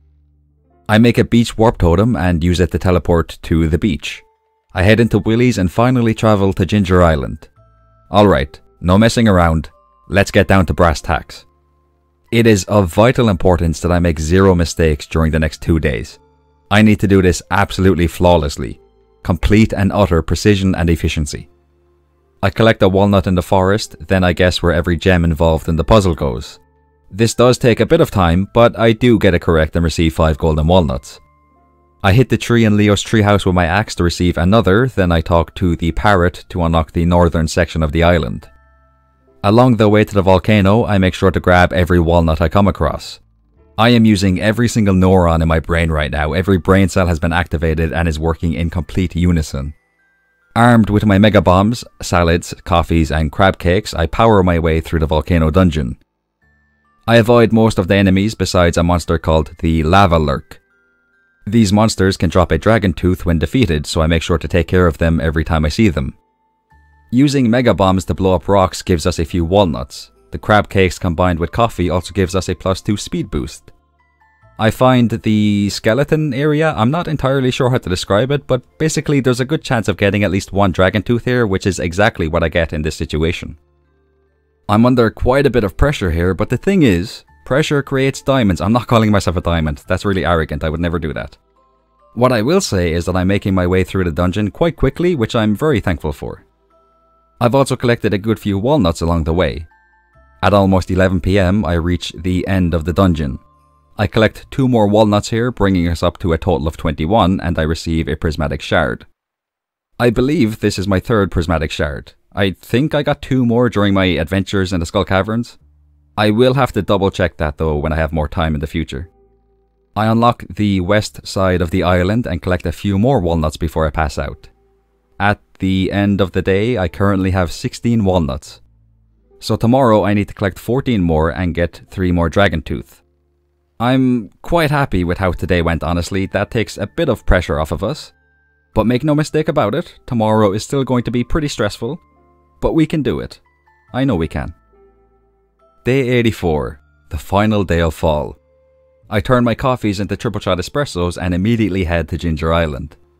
I crack open muscle nodes to receive 2 golden walnuts, collect 1 in the shipwreck, collect 1 hidden in the sand, then another in the sand. I collect 1 from a bush, dig up another hidden one, defeat a group of tiger slimes, find a walnut in a bush, dig 1 up, find another in a bush, dig another up, and find 1 more in a bush to bring us up to a total of 30 golden walnuts. I spend 20 to unlock the farmhouse, then another 10 to unlock the island trader. Honestly, that was the hard part, so at this point I started to relax a bit. I head to the volcano dungeon where I obtain the dragon tooths. Dragon teeth? This has happened before, I'm not sure what exactly the plural is. I'm gonna say dragon teeth. At this point I have all the dragon teeth I need, so I am feeling absolutely magnificent right now. At 8 PM I head to the island trader and purchase a banana tree sapling. I plant it on my farm and I breathe a massive sigh of relief. I head home and stand on my front porch as I take in the final night of fall. That was a very eventful season, we'll say. Considering everything that happened, I'm pretty happy with how it went. I would say we're in a really good position heading into winter. So, I will see you all then.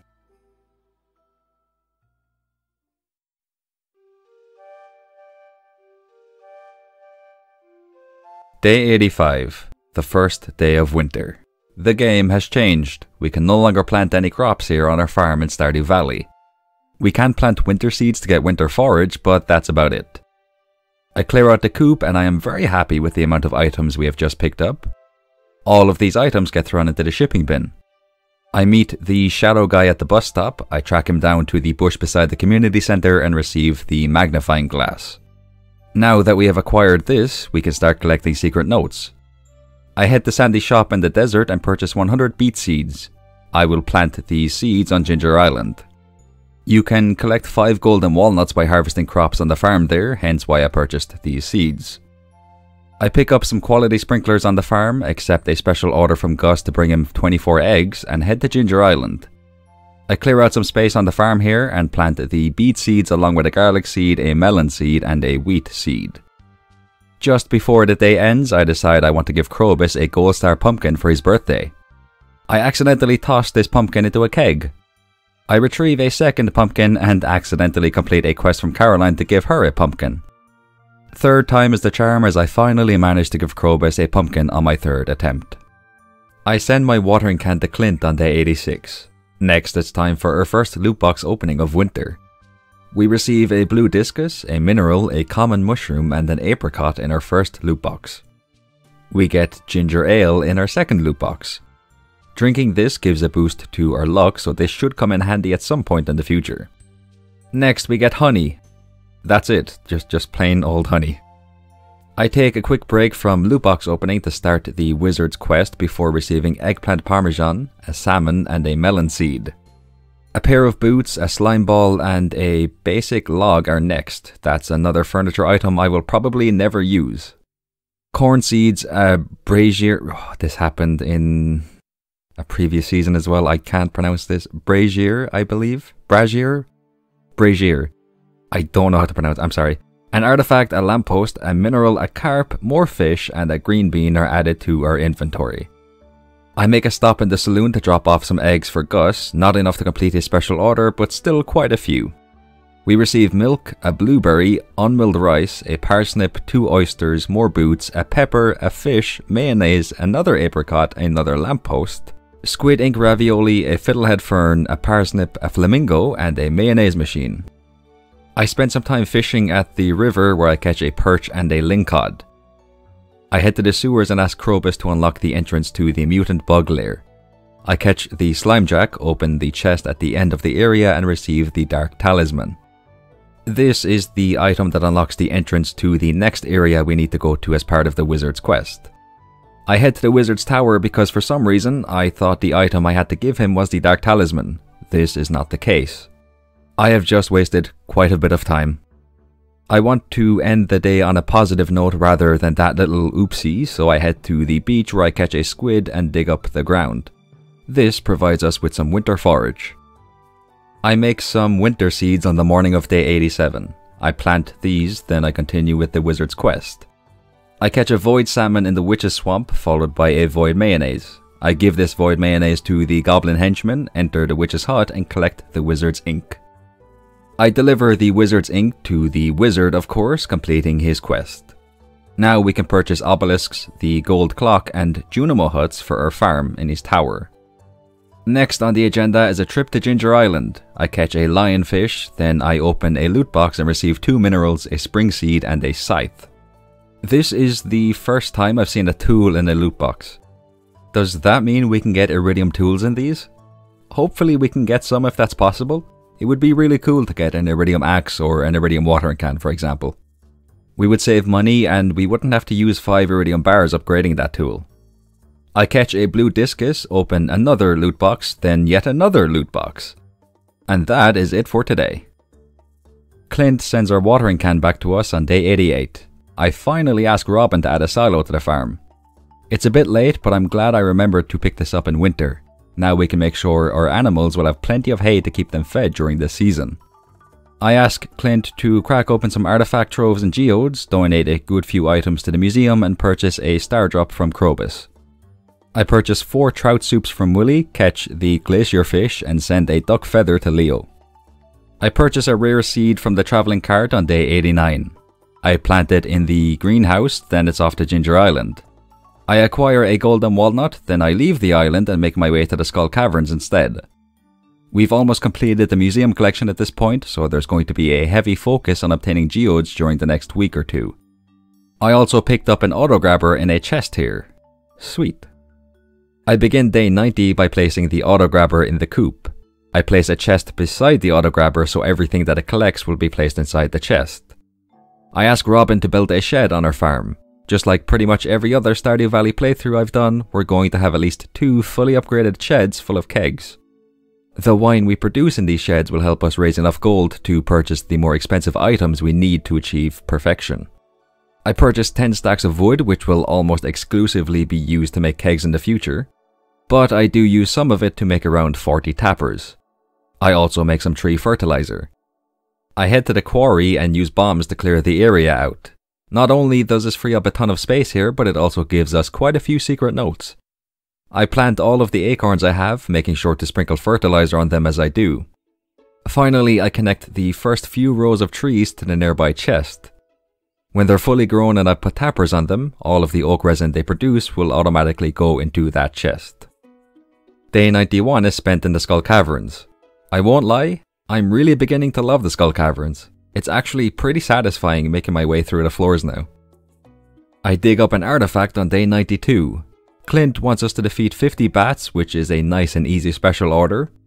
I wanted to go to Ginger Island, but the Festival of Ice takes place today, so Willie's shop is closed unfortunately. Pam, proving she is a beacon of dedication and commitment, is still willing to drive us to the desert. So I head there and dig up another artifact. It's off to the Festival of Ice for the rest of the day. I pick up a pumpkin soup from the travelling cart because it gives us some bonus luck when we eat it.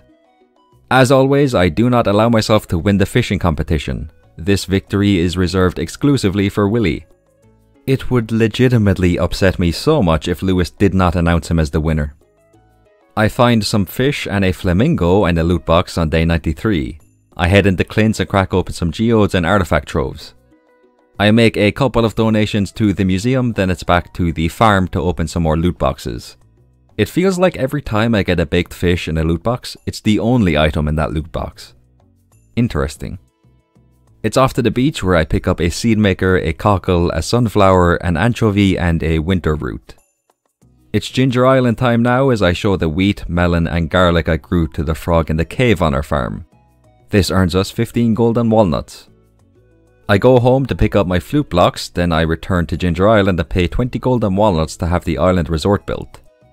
I fish up a walnut from a little pond, dig up another walnut, dig up 2 artifact troves, and use my flute blocks to complete the mermaid's puzzle, earning another 5 walnuts. I dig up a walnut in the Pirate Cove, catch a stingray, and harvest the beets that have grown on our farm. This rewards us with another 5 walnuts. I get a chair, 2 shad, and a loom in a loot box, then I dig up yet another golden walnut and a pearl. I get cranberry seeds and a banana pudding in a loot box, and I think at this point it's safe to say that it's absolutely worth exploring Ginger Island for loot boxes.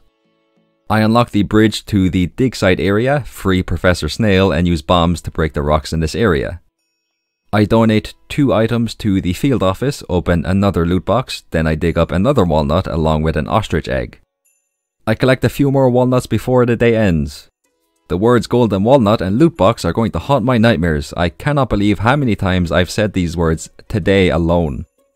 I'm really sorry that you all have to listen to me say those words so many times. I toss the ostrich egg into the shipping bin on day 94. Then I open another loot box. Also, I have collected a total of 80 walnuts at this point. I have a few ideas on how we can get more, so I think it's time for a little golden walnut hunting session.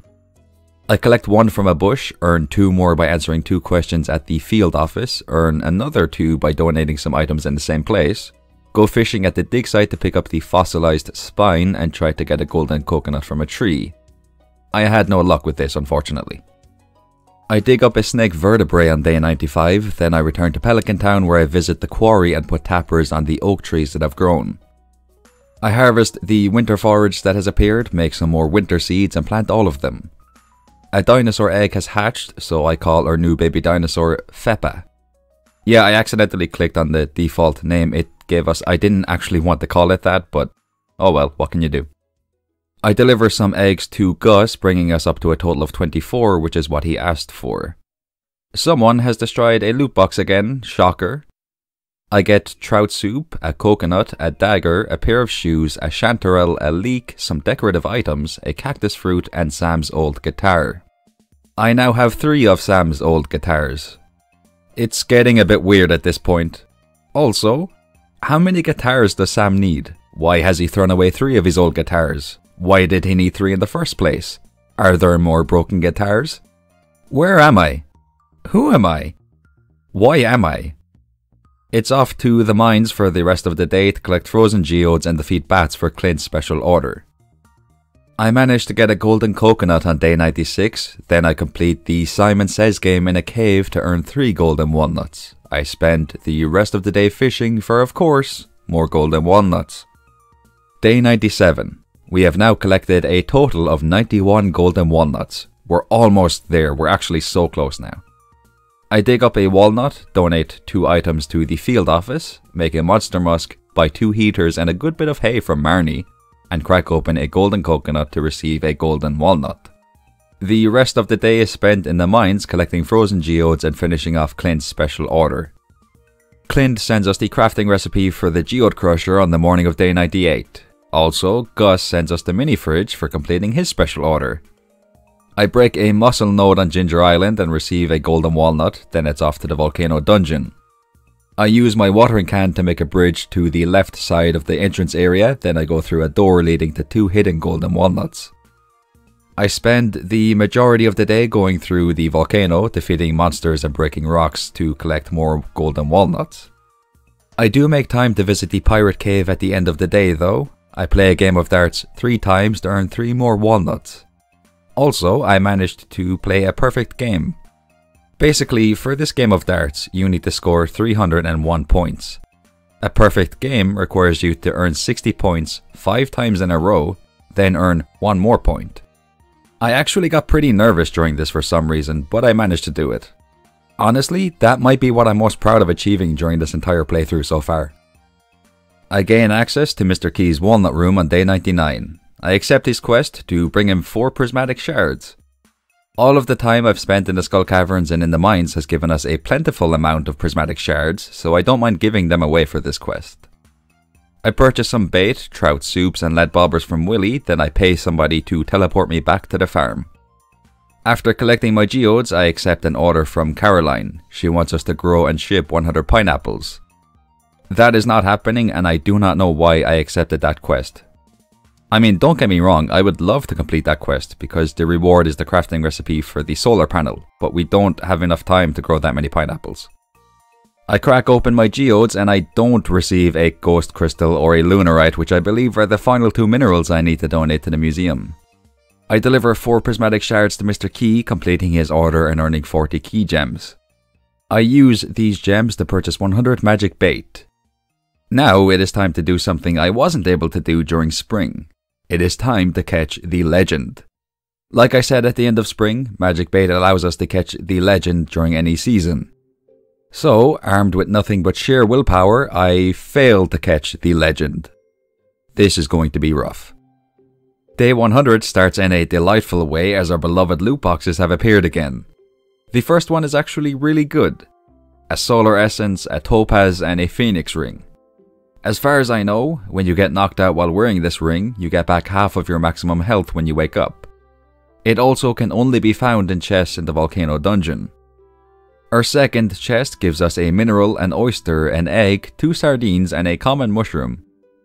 While footage of me opening loot boxes plays, I want to say something about my plan for the next batch of loot boxes next week. At this point, we're really close to completing the museum collection and catching every fish. Those are 2 of our goals. I said before that when I complete 2 goals, I will adjust the settings of the loot boxes as a reward. We should have both of these goals completed at some point next week, so we're finally going to see what happens when the amount of loot boxes that appear is increased. As well as this, we'll see what happens when the amount of gold we get is increased and the chance of finding a rare item is increased. I am very excited, to say the least. Also, I apologise if these rambles while I'm opening loot boxes aren't your thing. I've tried to find a good balance of me listing out every item I get and doing these rambles, so hopefully the whole loot boxes aspect is still enjoyable for you to watch. I'm pretty happy with how it's turned out so far, but you know, there's always room for improvement, so we'll see how things go. But for now, I'm going to stick with a mix of rambling and listing every item I get. It's off to the night market for the rest of the day, where I enter the submarine and do some fishing to catch the blobfish, the midnight squid, and the spookfish. The only fish that remains for us to catch is, of course, the legend. I turned some coffees I bought in the saloon last night into triple shot espressos on day 101. I harvest the winter forage that has grown and use them and some other winter forage I had to make winter seeds, which I plant and water. Then it's off to the mountain lake, where I once again fail to catch the legend. Look at how many nautilus shells there are at the beach on day 102. Look, I know it's not really a big deal, but I needed something nice after that failed attempt at catching the legend yesterday, so I'm like, this means the world to me right now. I use my remaining key gems to buy 20 more magic bait, just in case, along with 10 key seasoning. I purchased lead bobbers and a couple of trap bobbers from Willy, then I used the key seasoning I bought to make a gold star seafoam pudding. This gives us a +5 to our fishing skill. I eat this, equip a trap bobber to my fishing rod, and prepare for the biggest challenge of this playthrough so far. I caught the legend first try. I really do not understand this game sometimes. I have struggled so much. I have failed to catch the legend so many times before this. Then I eat a seafoam pudding and use a trap bobber and I catch it with no trouble at all. I do not understand. I'm not gonna lie though, I am really proud of myself right now. Not only have we caught the legend, we've also completed the fishing collection, which means that one of our 4 goals for this year has been completed. After purchasing some mega bombs from the dwarf, I head into the mines, where I of course collect frozen geodes. I also spent day 103 collecting frozen geodes. Also on day 103, Willy sends us a star drop for completing the fishing collection. It's kind of funny to me how Willy says in his letter that it's been passed down through his family for 1,000 years. Then he finally gives it to someone outside his family and we eat it. I would be a bit annoyed about that if I was Willy. I head to Clint's on day 104 and finally receive the Ghost Crystal. Once again, I purchase Mega Bombs from the Dwarf and spend the rest of the day as well as day 105 collecting frozen geodes. On day 106, I enter Clint's shop, crack open my geodes and receive Lunarite. I donate this to the museum and nothing happens because I forgot to take the dinosaur egg with me. I could have just gone back to my farm and collected it from the chest it was in, but I was so annoyed with myself that I just went to sleep instead. Our winter forage is ready for harvest on day 107. You know, it's been fun harvesting this forage and turning them into seeds, but I'm afraid this is our final harvesting session for winter. I donate a dinosaur egg to the museum, fully completing the collection. I earn a star drop as a reward. But that is not the only reward we receive. No, you see, that's our second goal completed, which means it's time to improve the quality of the loot boxes. The results of this will be seen when we open them tomorrow. In the meantime, I accept an order from Mr. Key, which requires us to basically catch all 5 legendary fish again. I may have accepted his order, but I'm not going to do it. I'm staying well away from fishing, for a while at least. I use 5 walnuts to unlock the mailbox outside our Ginger Island farmhouse, then I use another 20 to have the warp tower built. This allows us to teleport back to Pelican Town from Ginger Island. Alright, let's not waste any time. Day 108 is Loot Box Day. Our first one contains squid ink ravioli, an artifact for the island field office, a fish, and a statue. Green tea and an artifact are found in the second loot box, followed by a sword, 2 copper bars, another statue, a pepper, a cheese press, a bean hot pot, an eel, and a plant. All of these loot boxes were located on the farm too. It feels like we're already getting more loot boxes and more items. But we're not necessarily getting any rare items. That could change though, so we'll see what happens with the rest of the loot boxes. I get a Thorns ring in a loot box, which is a good find. There was a keg in that same loot box too. I will say, it almost feels like we're back on day 1 with how quickly our inventory is filling up. I know that might sound like a complaint, but honestly it makes me pretty happy. It's nice getting a ton of items. This does mean, however, that I won't be able to list every item I receive because I would be here for a long time if I did that now that there's more items in every loot box. I get a tuna in a loot box. That's it. It feels like I'm getting a ton of cooked dishes now, which I certainly will not complain about. I also found a pair of genie shoes, so of course I'm going to wear them for the rest of this playthrough. It's been a while since I've seen a deluxe scarecrow, so I was very pleased to get one in a loot box. Meanwhile, the loom has slowly been making more and more appearances. Opening all of these loot boxes has made me so excited to see what happens when I complete another 2 goals. Especially when it comes to increasing the chance of getting a rare item. Will we get an iridium axe, 10 prismatic shards, a sweet gem berry, multiple key gems? Who knows? That does pose the question of how many goals do I set for the second year? I was originally planning on setting 4 goals, but the more goals we have, the more goals we can complete. The more goals we complete, the more times we can adjust the settings of our loot boxes. I will give it some thought and list my goals for the second year at the end of winter. Also, look at this little sneaky loot box. I went through the bushy area to collect a hidden golden walnut and found a loot box here. That really surprised me. Some bad news now, as even on Ginger Island our loot boxes are not safe. Another has been broken. This is always a very sad moment. Day 109 is a very laid back day, which I am pretty grateful for because honestly hunting all of those loot boxes yesterday took a lot out of me. I head to the feast of the Winter Star Festival and give a summer spangle to Caroline. Jody then gives me a purple mushroom. Thanks. On day 110, I have once again made the error of going to Robin's too early. At this point, I fear this is a habit I will not be able to break. Instead of waiting, I head to the mines and do some fishing to collect trash. I accepted a special order from Linus to put 20 pieces of trash into a bin, and this is one of the easiest ways to get that trash. On day 111, Linus is, I don't know. I actually don't know how to describe this. Let's just move on. I head to Robin's. You will notice the time at the top right. It happened. Why? Like, okay, I get it. You want to go for a swim, but during winter, like, it has to be freezing. Why would you? I asked Robin to upgrade one of her sheds. That's what I did. That's the entire. I'm really confused. Why did Linus do that? Alright, day 112. Let's forget about yesterday and focus entirely on today, the final day of our first year. Look at that, we made it. Well done, us. I collect the oak resin that has been deposited in the chest at the quarry, collect a banana from our banana tree and throw it into the shipping bin. I have now officially not completed my goal to do the entire shipping collection.